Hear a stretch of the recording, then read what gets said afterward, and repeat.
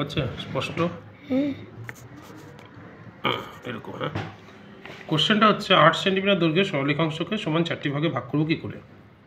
দেখে নাও, প্রথমে কি করতে হবে, প্রথমে একটা 8 সেন্টিমিটার দৈর্ঘ্যের সরলরেখাংশ টানতে হবে। টানা হয়ে গেল।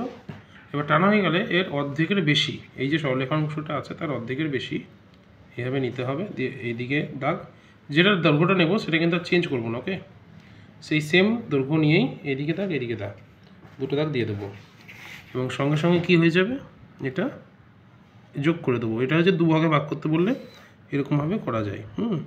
কিন্তু যেহেতু কোশ্চেন 4 ভাগে ভাগ করতে বলেছে, এই দুটোকে পাটকে আবার 2 ভাগে ভাগ করতে হবে, তাই না? এর জন্য এটার অর্ধেকের বেশি দৈর্ঘ্য নিয়ে নেব, এটার অর্ধেকের বেশি দৈর্ঘ্য নিয়ে নেব। সেই মাপটা চেঞ্জ করবো না, সেই মাপ নিয়ে ঠিক এই বিন্দুতে বসিয়ে এখান থেকে এখানে সেম জিনিস এই দিকেও করব।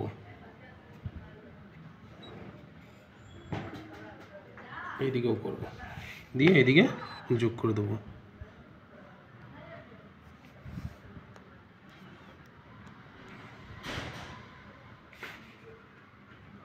এই হলো একটা সরলরেখাংশ, 8 মিটার দৈর্ঘ্যের সরলরেখাংশ, 8 সেন্টিমিটার দৈর্ঘ্যের, তাকে সমান 4টি ভাগে ভাগ করলাম।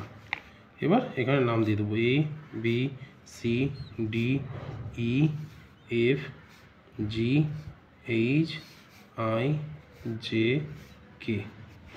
কী লিখতে হবে, নিচে লিখতে হবে হচ্ছে A E equals to 8 centimeter, A B সমানই হচ্ছে বি, সি সমান সি, ডি সমানই ডি, ই, এবং প্রত্যেকটা কত 2 সেন্টিমিটার করে। এই হলো সমান 8 ভাগে বিভক্ত।